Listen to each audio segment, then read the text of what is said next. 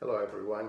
This is Pastor Roger Bowers from First Baptist Church saying greetings to all the members of First Baptist and to the other congregations of our network of churches, brothers and sisters of Filipino Community Church, and also from El Remanente, our Hispanic congregation. A lot of people are wondering, where is God in the midst of this crisis that we're going through? Why can't we see him? I was watching an episode of Nova on the Discovery Channel. It was about Albert Einstein. And I was reminded that when Einstein published his theory of relativity, it was to very little acclaim. It got very little notice. No one was really talking about it, not even in the scientific community. And the reason is that, well, two reasons. Very few people understood it. And almost no one thought that it had any practical relevance to everyday life. It was only later, years later, when some of the findings, some of the predictions of the theory of relativity were verified through experimentation, that people realized that what Einstein had done in his theory was to explain and describe the physical realities of the universe. Now, sometimes the spiritual realities of the universe seem hidden to us when we are going through a crisis. You may look around and wonder, are you going to get through this coronavirus pandemic without getting sick? Will your loved ones get sick? Will your job still be there when this crisis is over? What will our economy be like?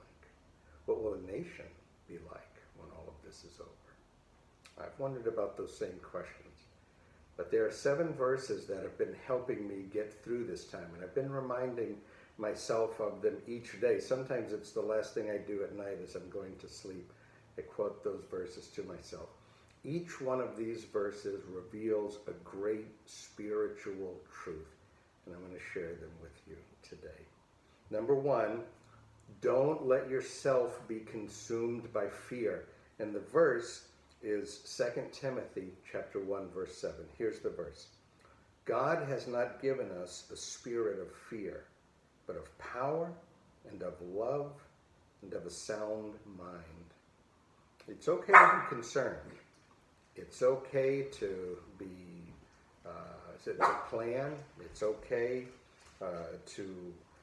to keep abreast of the latest news. I've been doing that myself, sometimes several times a day. But if you are consumed with fear and dread, that's not how God wants you to feel. Don't give in to fear. Fear and faith are opposites. You cannot live in faith while you're experiencing fear. And when you are experiencing fear, you are not living by faith. Faith ends where fear begins, and vice versa. So don't give in to fear. That's number 1. Number 2, keep your sense of humor. You need it now more than ever. And here's the verse. It's Proverbs 17, verse 22. A cheerful heart is good medicine. That's great, isn't it? Don't lose your sense of humor. Find the humor in life, even in the things that we're going through right now. I've tried to do this each day. I've been looking at cartoons on the internet. I've been watching some old comedies, some of the great old sitcoms from the 60s and 70s that I used to watch when I was a kid, and they've been helpful because a sense of humor is helpful in a crisis. So that's number 2. Keep your sense of humor. Number 3, your thoughts determine your attitude and your emotions. So pay close attention to your thoughts. And here's the verse. It's Proverbs 23, verse 6. As we think in our hearts, so are we. Now today we would say as we think in our minds, but the ancients understood the heart to be the seat of thought and the seat of our emotions. There is profound psychology in that verse. It says that you become what you think about. What you dwell on all day, what you obsess over all day, is eventually what you feel and ultimately what you do. And the way to control your emotions is to control your thoughts.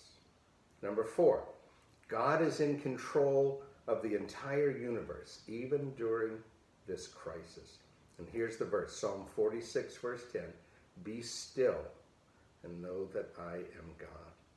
Those little words there, be still, they mean to relax, to chill out, to stop stressing. It means to find your rest and your comfort in God. One of the simplest truths of the Bible, it's Christianity 101, is that God is God and we are not. You don't have to solve this crisis. God will. God is in control. Spend some time each day reflecting upon that great truth that God is in control. Number 5, God's strength and his power have no limits. Now, we're living through a crisis where almost everything is in limited supply. Stores have run out of everything from toilet paper to milk to cereal to all the basic supplies that we normally just take for granted. Listen to this verse. This is Isaiah chapter 40, verse 31. Those who wait upon the Lord will renew their strength. They will soar on wings like eagles. They will run and not grow weary. They will walk and not be faint. You know what that's saying? It's saying that God's power is a renewable resource. God's strength has no limits. Place your faith and your hope in him. Trust in him through this crisis. Number 6, you are not alone. Even if you're living in a house by yourself right now, can't get in touch with your neighbors or your relatives, you are not alone. And here's the verse. It's Deuteronomy chapter 31, verse 6 and verse 8. Be strong and of good courage. Do not be afraid, for the Lord your God is he that goes with you. He will not fail you, nor forsake you. Do not fear, nor be dismayed. You are not alone in this crisis. God is with you. He's there even when you don't sense him, and that's the hardest thing, isn't it? That's where faith comes in. Sometimes we don't sense God's presence in a crisis like this, and we wonder where he is. But God is with you. How do I know that with certainty? I know it because it's a promise from God in his word. And if it's not true, God lied to us, and I don't believe God has ever lied to us. So you are not alone. God is with you. Number 7, God has a plan and a purpose in this crisis, and he is carrying it out every day. Here's the verse. It's Romans 8:28. We know that all things work together for good to those who love God, to those who are called according to his purpose. I don't know why the coronavirus has spread across the globe, but God does.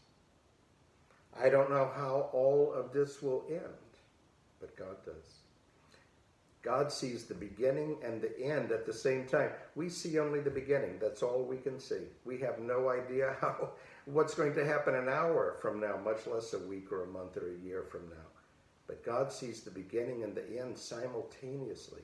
God not only sees how this will end, he has a purpose in it. All of this unfolds according to God's plan. And I know with certainty that God will not let this crisis be for nothing. Good will come from it. You will be a better person when this crisis is over. You will be more grateful for the things that you have than you have ever been before. You will no longer take for granted simple things like going to the store to pick up the things you need. You will no longer take for granted your neighbors and your friends and your church family. We're not meeting together as a church family right now. We're meeting like this. I doubt if any of us will ever take that for granted again. Your faith in God will be stronger when this crisis is over.